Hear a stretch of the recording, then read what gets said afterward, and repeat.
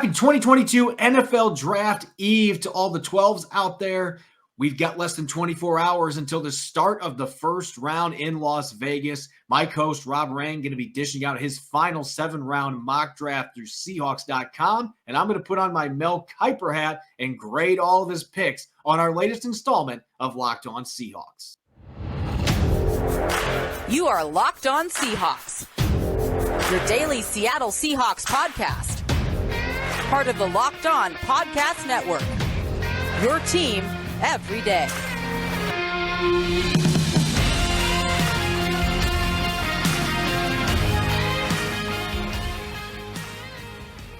Greetings, 12s. This is Corbin Smith, your host for Locked On Seahawks. Joining me as always, my co-host in crime, Rob Rang. Thanks for making Locked On Seahawks your first listen 5 days a week. We have finally made it. We have made it to 2022 NFL Draft Eve, less than 24 hours away from the Jacksonville Jaguars being on the clock with the first pick in Las Vegas. With that being said, very draft-centric episode today. We're going to be looking at some of our draft crushes heading into the first round, and going to have a chance to investigate Rob's final mock draft through Seahawks.com, a 7-rounder. We know that at least half those picks are going to come true this weekend, so looking forward to breaking down those selections and answering your questions in a pre-draft Q&A. This episode is brought to you by BlueNile.com. This Mother's Day, give mom something she'll treasure forever with fine jewelry from BlueNile.com. And Locked On Sports listeners get $50 off, $500 spent. Use the code Locked On at checkout. Now for your lead story here on Locked On Seahawks. We have less than 24 hours until the start of the 2022 NFL Draft. And once you get to this point, we have talked about a number of prospects ad nauseum, especially with the Seahawks now having a top 10 selection, 4 picks in the top 72. And as we've noticed over the years, it's anyone's guess what John Schneider and Pete Carroll are going to do. There's been all kinds of reports surfacing the last few days. The Seahawks are interested in this player. The Seahawks might draft this player. They might trade up. They might trade down. Nobody really knows. As we like to do every year, it's time for our terrific trifectas. And how this works, Rob, we're going to be dishing out one player from each day that is officially on our draft crush list. And we also know that the Seahawks have a draft crush on, or at least have shown signs of infatuation. So we're going to have a first-round pick, and a day 3 sleeper on our list. Who made the cut this year for you as far as your terrific trifecta for the Seahawks? Well, Corbin, that's one heck of an introduction there. I think that when you look at the Seahawks right now as they stand at number 9 overall, my draft crush would basically be any of the 4 pass rushers that would be likely to go above them. I just wanted to be realistic, and that's why I put Tyler Linderbaum on this list, because I think that if you look at history and what the Seahawks have done, they often trade back. And I think that I speak for a lot of followers of the Seahawks who have watched an awful lot of what this club has done. And my goodness, it has been difficult to watch Aaron Donald just absolutely destroy the interior of Seattle's offensive line. And so I do not have some breaking news here that the Seahawks have brought in Tyler Linderbaum and have told the Iowa Center that he is going to be their selection. But Pete Carroll talked about the fact that maybe they need to make a little bit of a change in what they are looking for at the center position. They obviously brought in Austin Blythe, and that's a shorter, squattier center who actually came from Iowa, is very similar to Tyler Linderbaum. I just think that if Seattle is going to trade back in this draft class, there's a possibility they go with a guy like a Trevor Penning. That's one of the players that I'll be talking about here a little bit later in terms of the Seahawks.com mock draft. But if you want the player that I like the most and that I think would absolutely kind of scratch that itch for a lot of Seahawk fans, then Tyler Linderbaum, the center from Iowa, the Remington Award winner as the nation's best center, and it was not even close. I think that he would make so much sense for the Seahawks that would be one of the guys that I certainly would start off my list talking about. Yeah, on my list as far as the first rounder goes, and this isn't going to surprise anybody that's been listening to our show, because you should know that I love tall, athletic, ball-hawking corners, and you don't have very many corners that come around that are like my man Sauce Gardner from Cincinnati, at 6'3", running in the low 4.4s, didn't give up a touchdown his entire college career in coverage. He'll come up and he'll hit you. And maybe the thing that I love about him most, if you've watched the tape extensively, I'm not just talking highlight reels for Ahmad Gardner, but you see the plays where he in pursuit chases down ball carriers from across the other side of the field. And you just don't see very many corners that do that at the college or NFL level. This guy is a grinder. He's gritty. He plays a physical brand of football. He's Richard Sherman with better athleticism. That is a scary combination. He's instinctive. He really checks off all the boxes. I don't know that he falls to Seattle at number 9, but we talked about it yesterday. This would be a guy that I could see Seattle moving up a few spots. If he gets outside the top 5 and isn't picked, this is a player, even with their history of not picking corners early, that I think Pete Carroll's going to have a very hard time not trying to move up a few picks to get him because he is a special talent. Switching to day 2, I just think that if you are going to go with a player on the offensive line early on, whether it be Trevor Penning, whether it be a guy like, Tyler Linderbaum, who I just mentioned before, then I think that it is critical that Seattle get themselves a pass rusher. And why not get a guy who has been spectacular against the elite competition in all of college football in the SEC, and Sam Williams? I cannot believe, Corbin, that people are not talking about Sam Williams nationally more than they are. I mean, this is a guy who is second in the SEC only to Will Anderson from Alabama, who's going to be possibly a number 1 overall selection next year. Second in the SEC in sacks, third in tackles for loss, absolutely smoking off of the edge, looks the part, sounds the part when you have conversations with him. I think that he is a guy that Seattle is very, very intrigued by. I'm not convinced that he's going to make it out of the first round. But if he does, with 40 and 41 as Seattle's obviously their second round selections, I think that Sam Williams is going to be a player this club is going to be very, very interested in. And talk about a guy who's got some twitch to him. I mean, just pure speed to him. Sam Williams absolutely could be that edge rusher to be able to complement what the Seahawks already have in Darrell Taylor and, of course, the free agent addition, Uchenna Nwosu. Looking at my list as far as the second and third round goes, I talked about him a lot yesterday, so not going to dig too deep into the weeds here. But Rasheed Walker, 3-year starter at Penn State, he has been one of my top tackles throughout this entire process. I just look at the body of work and the competition that he's gone up against. The fact that he has been a 3-year starter for one of the blue blood programs in college football. And he's a player that I think screams left tackle in the NFL. I wouldn't draft him in the first round, but I would even consider 40, 41. I know some of our draft simulators are looking at him as a third or fourth round pick.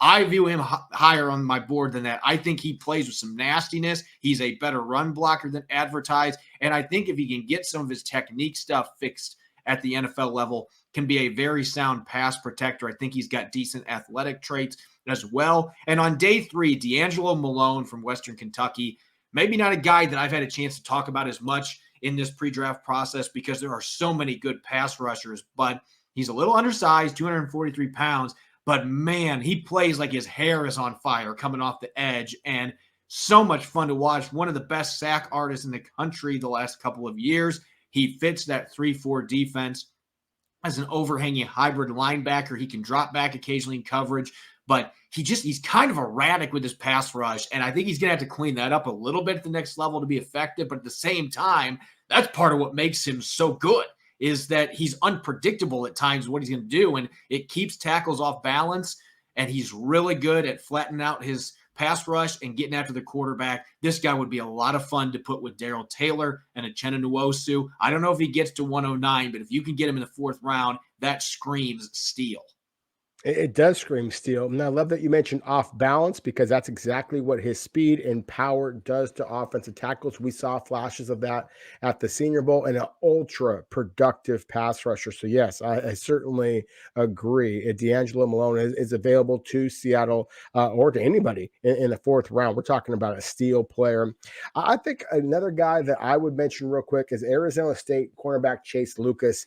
It's just the fact that he's going to be 25 years old, and 25 years old on draft day is old. Let's be very clear about that. But at the same time, this is a 5-year starter for Arizona State.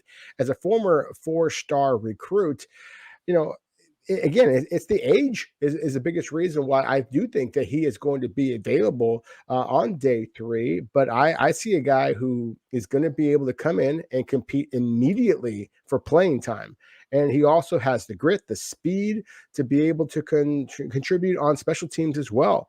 So to me, considering the fact that Seattle went with a 24-year-old this past year in the second round, then I think that they might be a little bit more willing to consider a slightly older prospect who obviously checks the box as far as a big area of concern for the Seahawks, considering where they finished last year in terms of pass coverage. To me, Chase Lucas is one of the most underrated prospects in this entire draft class. And whether it goes to the Seahawks or some other club, he's going to wind up being a steal himself.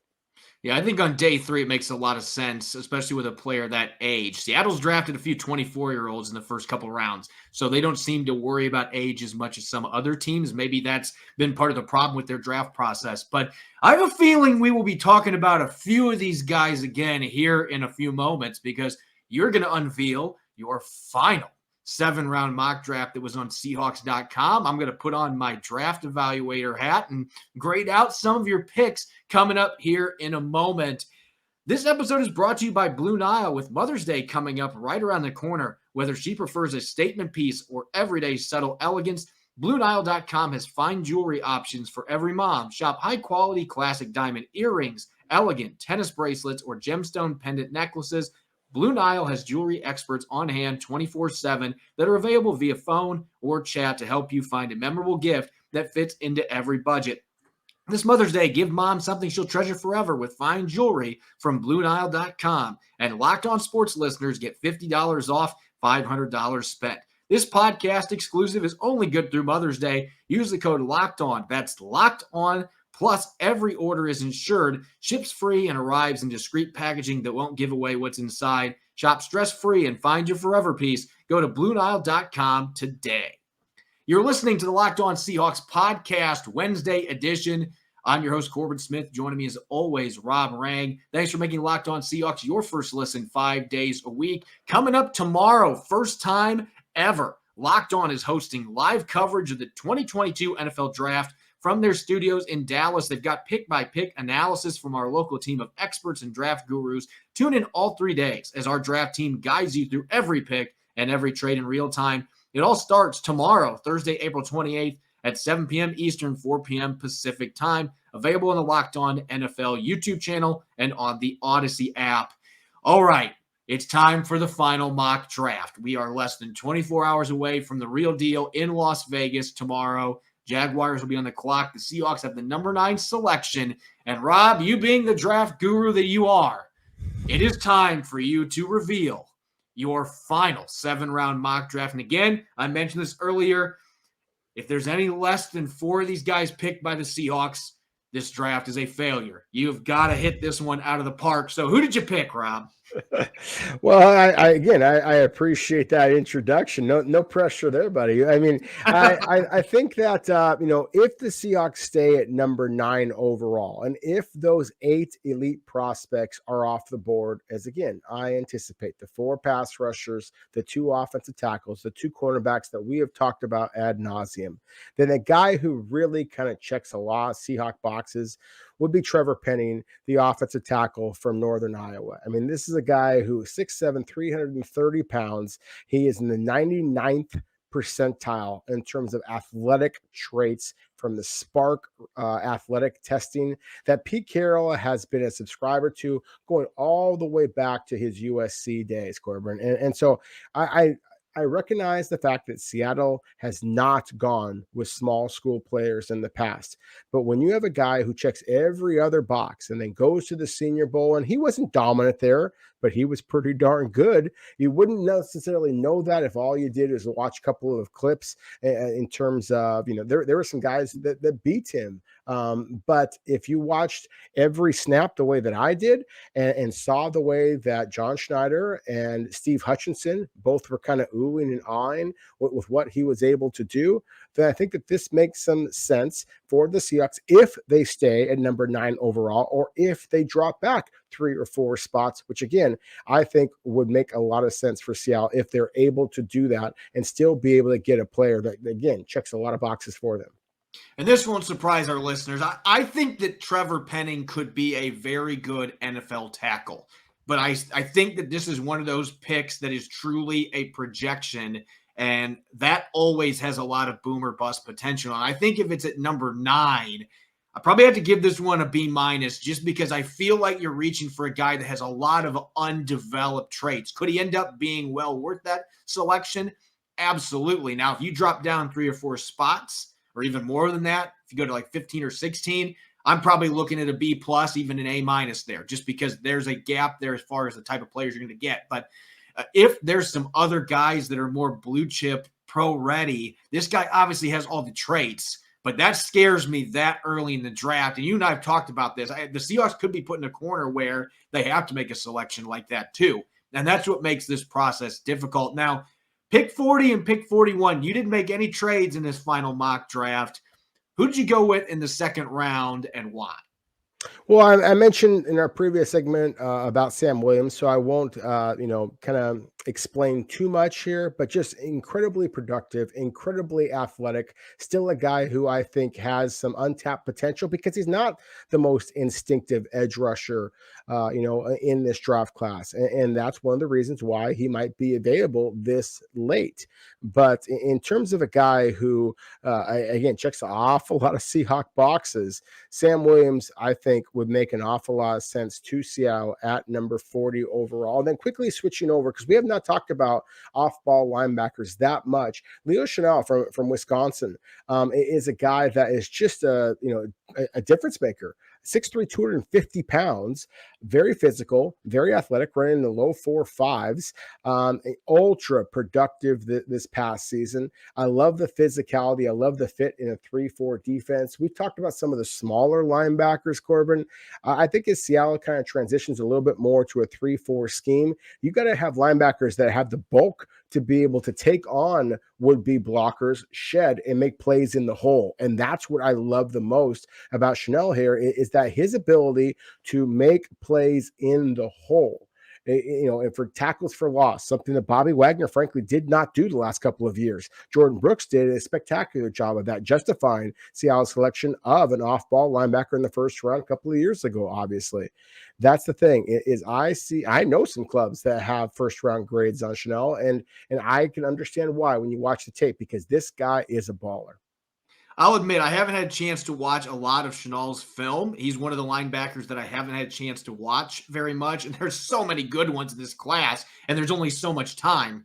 You have your Troy Andersons and Chad Mumas of the world that are also in the mix to be selected potentially early in the second round. There's a number of other players, Channing Tindall. But certainly this guy's got a decorated resume. And Wisconsin, they kick out some pretty darn good linebackers. I think they need to be looking for some bigger linebackers that are in the upper 240s, low 250s that also can move. The Seahawks want linebackers that can fly sideline to sideline. So I'm going to give that pick an A- here. I think it's really good value at 41. Williams, I'm going to give a B+. I think that's a solid pick at 40. I do have some concerns about him as a run defender, but in a 3-4 scheme, they might be able to mask that a little bit more. And he's still a player that has a lot of development ahead of him. So that may be an area that he improves a lot coming into the NFL, especially because Seattle seems to be really good at coaching up that aspect for defensive linemen and linebackers. Now, switching gears here to the third round, pick number 72. Who'd you roll with at 72?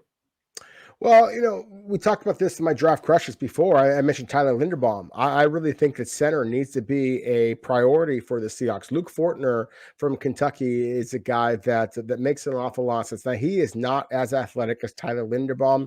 Very few are. Cam Jurgens from Nebraska would be another one if Seattle wanted to go in a different route earlier in the draft because I don't think that Juergens is going to make it down to number 72 overall.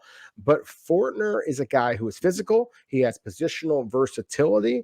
Liam Cohen is the guy that was the offensive coordinator at Kentucky, Corbin, and now is with the Los Angeles Rams. He was previously with the Los Angeles Rams with Andy Dickerson, and not just Andy Dickerson, but Shane Waldron. And I mentioned that specifically because it wasn't just that they coached together with the Los Angeles Rams. They coached together way back at UMass.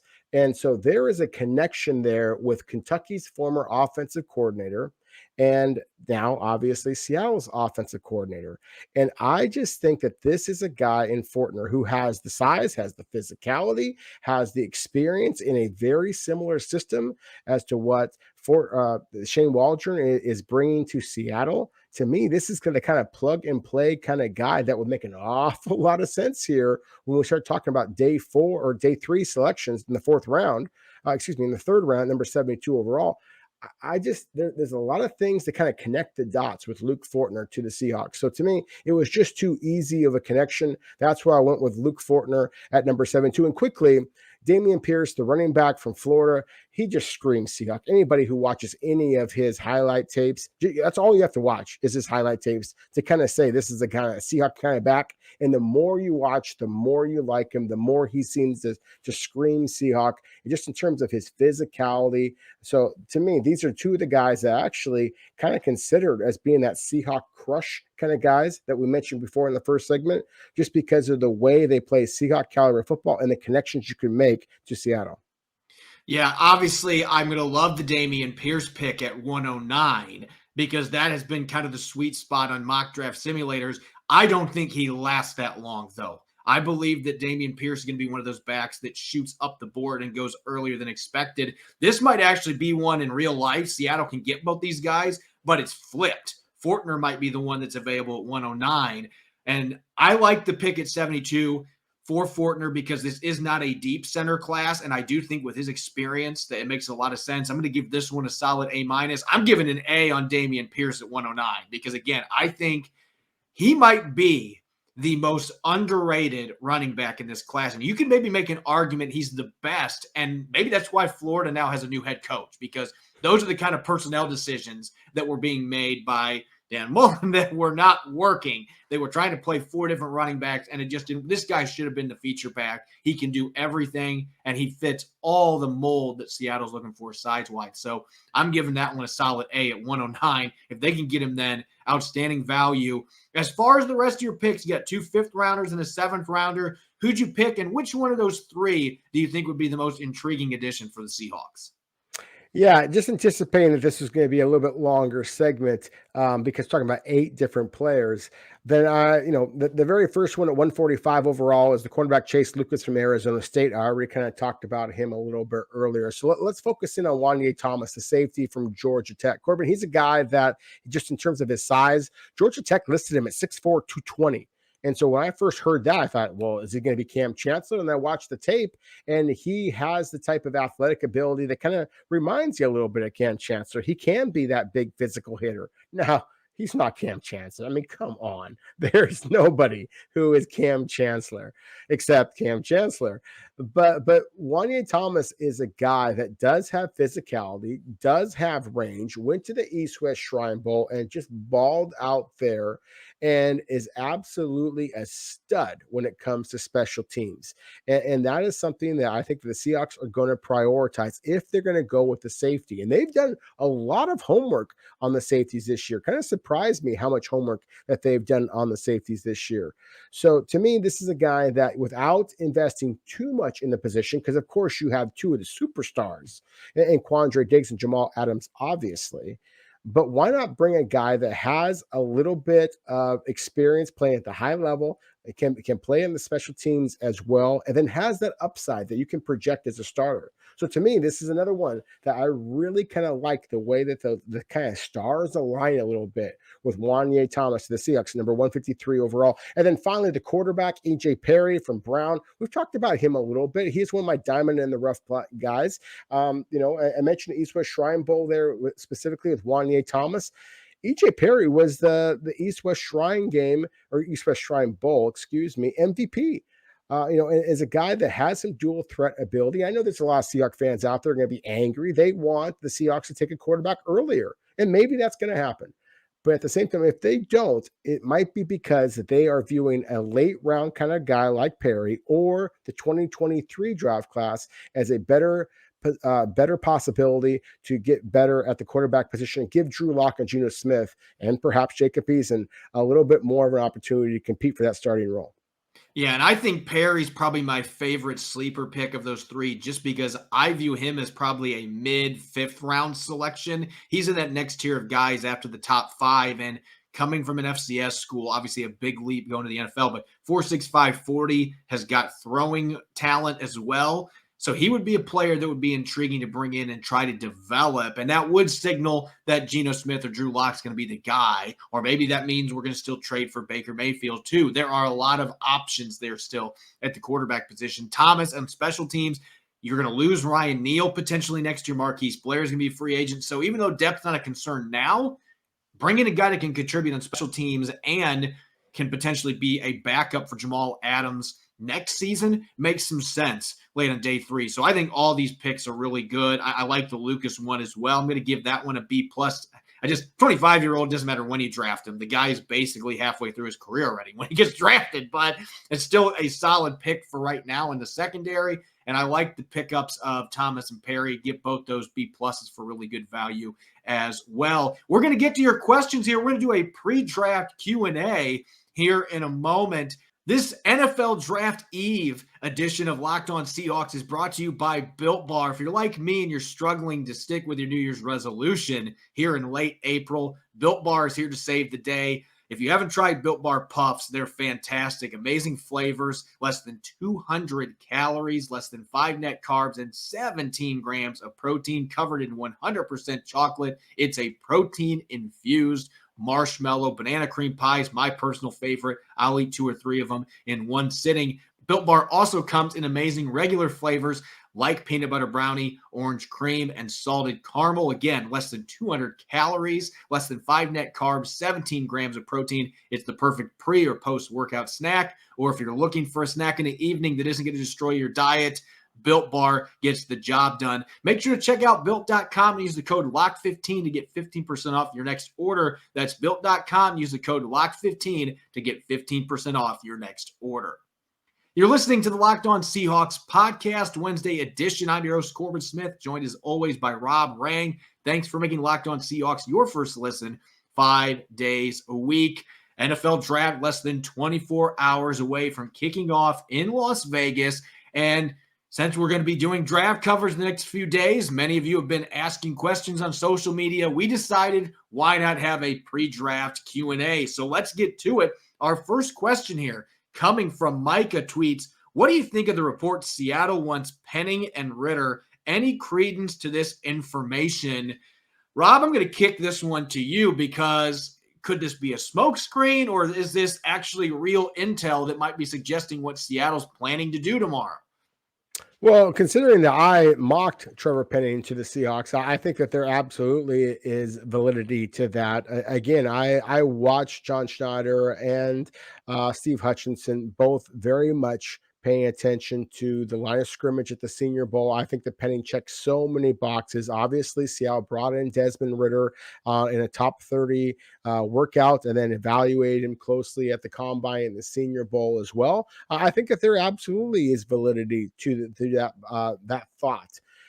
I also think that it makes a lot of sense if Seattle were to trade back into the late portion of the first round and be able to take advantage of that 5th-year option that clubs get if they select a player in the first round. So, yeah, I think that there's some validity to it. I don't think that it's a slam dunk. I don't think that it is going to happen for sure the way that some are taking this report, but I think that it would make an awful lot of sense for the Seahawks. Next question here coming from Jace tweets, how many picks do you see the Seahawks making in the first 2 days? Could future draft picks be bargaining chips to climb back into the first, second, or third round? So I'll answer the first part of that question as far as how many picks they could end up with. I still think the sweet spot, maybe they will add one more pick because right now they have 4 picks in the first 72, 4 picks in the first 3 rounds. I could see them finishing with 5 or maybe even 6, depending how much they trade down. Now, if they trade back up to get Desmond Ridder or another quarterback or an edge rusher, if they move back in the first round, they're going to have to give up some of that draft capital, and maybe that's where the future draft capital comes in. I wouldn't rule out the possibility of trading a future second if they're going to get their signal caller, because that would suggest, hey, we're not going to be drafting a quarterback this time a year from now. So maybe they'd be more willing to do that. So I could see them bargaining future draft picks if it's for a quarterback. If it's for a pass rusher or a tackle, I don't see John Schneider doing that, because he's going to want to have those 4 picks he has in the first 2 rounds. He's going to want to have those next year potentially to go after a quarterback. They could still draft one in the second round this year as well, but keep your options open. We'll just have to wait and see. Kenneth tweets, is it likely that Malik Willis is the true target for trading back into the first round? How high would you have to trade up to make that happen? So, Rob, you already addressed the Ridder situation, but looking at potential smoke screens, Willis is a player they met at the Combine, and there hasn't really been a lot of buzz about the Seahawks and Willis over the past few weeks. Maybe Ridder's name is out there because the Seahawks are hoping maybe Malik Willis falls a few picks further than expected, and then we can pounce and draft him. Yeah, I think that's a possibility as well. I mean, I would be surprised to see Malik Willis still on the board. Well, I shouldn't say surprised. I think there's a possibility that Malik Willis is still on the board. In fact, in the last mock draft that I did for Fox Sports, I had Malik Willis sliding right on by Seattle at number 9, actually falling all the way down to number 20 overall with the Pittsburgh Steelers. So to the second part of that question, that's how early I think that you'd have to trade either back before Pittsburgh at number 20 or trade back up before Pittsburgh at number 22 to be in position to take Malik Willis. I also think there's a strong possibility that Malik Willis may wind up going number 6 overall to Carolina Panthers or another club trading with them. The Atlanta Falcons, 1 selection ahead of the Seahawks. Atlanta has the number 8 overall selection, and they have a scheme that needs a quarterback and likes having running quarterbacks. So I think that there is a strong possibility that Malik Willis is off the board. I think Seahawks fans should be hoping for that possibility if they want one of those so-called Elite 8 blue chip prospects that I talked about before. I like Malik Willis. I am intrigued by his talent. I am intrigued by his personality. I think that he can be a stud. At the same time, I do absolutely believe that he needs some time on the sideline to be able to get acclimated to the NFL. And I just don't know that Drew Lock and Geno Smith are the kind of guys that you want to be able to help groom a young quarterback. I think Seattle is legitimately intrigued by Drew Lock. And again, all due respect to Geno Smith, but Drew Lock is the guy that you don't know how he fits into your system just yet. And I was a big, big believer in Drew Lock, and obviously the Seahawks are as well. I just don't know that it makes sense to take another roll of the dice, even though this is in Vegas, another roll of the dice, the young quarterback, unless you believe he is a superstar. So I have a hard time believing that Seattle is actually kind of laying in the weeds for Malik Willis. I think that they are not laying in the weeds. I think they're being pretty obvious. Their intent, I believe, is to go for a tackle, go for an edge rusher, go for a cornerback. They're pretty obvious areas of concern for this club. Yeah, I guess I look at it this way. If the Seahawks trade back and Willis somehow is still there and they like him, then it might make more sense in the early to mid-teens to draft him. If he somehow slips past the Saints at pick number 16, then maybe your sweet spot is trading up with the Chargers or the Eagles so you can jump over the Pittsburgh Steelers to go get Malik Willis. And I could see him trading up then. In fact, that's what I did on my last mock draft that I posted on All Seahawks, trading up with the Eagles at number 18 to move up and get Malik Willis before the Steelers were on the clock. So there's a possibility if he falls that far, John Schneider and Pete Carroll are going to have that itch to trade up. And he's certainly a player that they've had some interest in and they've explored in the pre-draft process. Next question coming from Sonic Rain tweets, what's going to happen with LJ Collier this year? How does he fit into the new 3-4 scheme? So this is a really interesting question because the 4-3 scheme wasn't working for Collier. He was a healthy scratch 7 games last year. I actually have some reasons to believe that maybe this will be a better scheme fit for him, playing as that big end, playing 4-eye. If he comes in a little heavier, might be able to do that. It's also worth noting at TCU that he played as a stand-up edge at times for the Horned Frogs. Even though he's not a great athlete necessarily, he was comfortable doing that. So maybe they might use him in that capacity. At this point, any way that he can get some snaps in the field, he should be willing to do whatever the Seahawks ask him to do, because unfortunately, he's put himself into the doghouse where he didn't play very much last year, and he didn't do much when he did play. So going to the last year of his contract, hopefully he can do what Rashad Penny did last year and have a bit of a revival in his fourth year with the Seahawks. But I'm interested to see what they're going to do, because there's a couple options there. A lot of it's going to depend what's he look like physically and where he fits in with that 3-4 scheme in the eyes of defensive coordinator Clint Hurt and associate head coach Sean Desai. Devin tweets, our last question here: if Seattle can't get a pass rusher in the first 3 rounds, who is a day 3 sleeper who projects well for the 3-4 scheme? Rob, I've already thrown the name D'Angelo Malone out there. Who's the guy on day 3 that screams 3-4 hybrid linebacker that would be a good fit for the Seahawks if they haven't addressed that need early in the draft?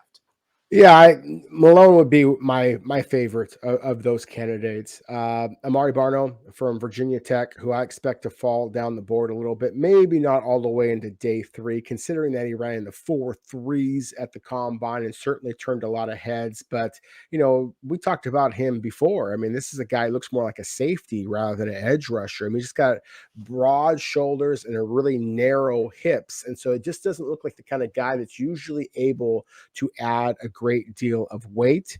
And so that's where you're concerned. What I like about him is that he has that burst, as you expect with a guy who ran in the 4.3s. He also uses his hands really well, and not just in getting off of blocks, but he locates the football, has a lot of tipped passes at the line of scrimmage. And I think that there are other ways of affecting quarterbacks besides sacking them. Obviously, getting some tipped passes could be something that's intriguing as well. But to the earlier part of the question, I would be stunned if Seattle is not able to add another pass rusher over the first 3 rounds of this year's draft class. Corbin, this is one of the great edge rusher draft classes I have ever seen. I've been doing this for 21 years. Seattle will absolutely get themselves a pass rusher in the first 3 rounds of this draft class. And if they don't, well, then that would be a mistake, in my opinion, because I think that this is an area of concern for this club, even with Uchenna Nwosu, who I really, really like. But I just think that is too important in today's NFL, and the draft class is available for them to take full advantage of it. As always, thanks for making Locked On Seahawks your first listen 5 days a week. You can follow me on Twitter at Corbin Smith NFL. You can follow Rob at Rob Rang. Make sure to check out Locked On Seahawks on Apple Podcasts, Google Podcasts, Spotify, and of course, 5 days a week streaming on YouTube. Coming up tomorrow, going to be a late show. I'm going to be riding solo. Obviously, we've got the first round of the 2022 NFL Draft coming up. I'm going to be sharing some immediate analysis on the player or players that the Seahawks pick in the first night of the festivities. Really looking forward to it. Thanks for listening in. Enjoy the first round of the NFL Draft. Go Hawks.